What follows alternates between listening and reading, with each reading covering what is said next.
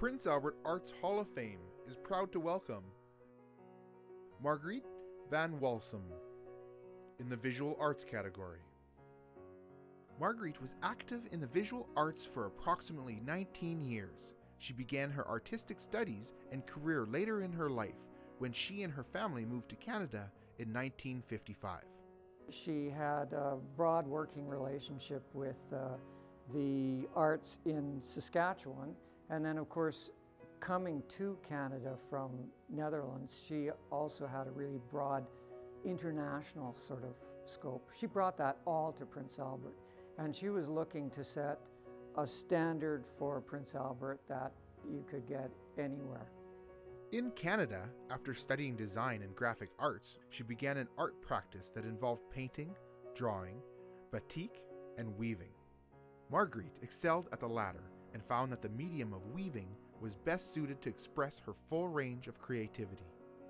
She delved into the entire process, beginning with the washing, carding, and dyeing of raw wool. She started us right at the very beginning of everything. We had dirty fleece to wash. We had to go out and pick the plants for dyes, and then dye the wool, make the dyes and dye the wool, and then card and spin it on a Navajo spindle. She had the boards there for us to build our looms. So we started right at the beginning of everything.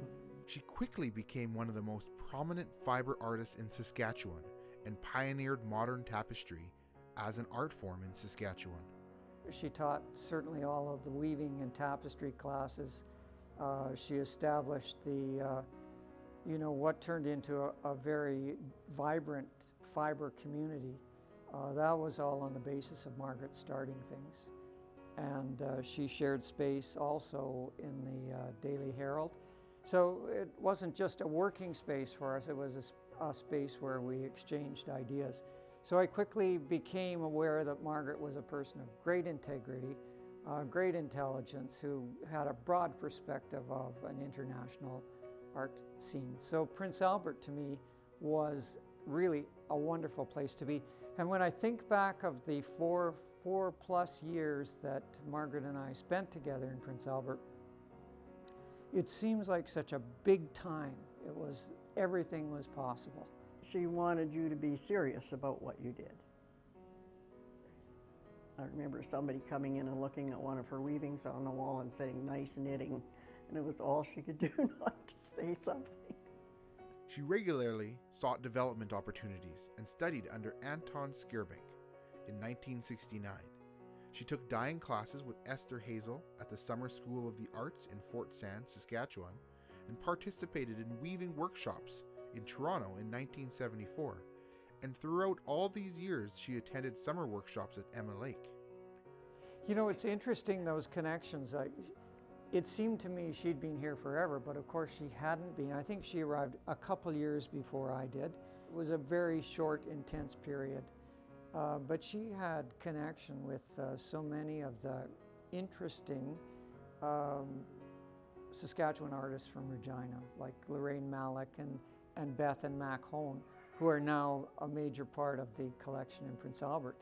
So it just interweaves, it just keeps on growing and building. I learned so much from her in the beginning, and that she was my inspiration to carry on.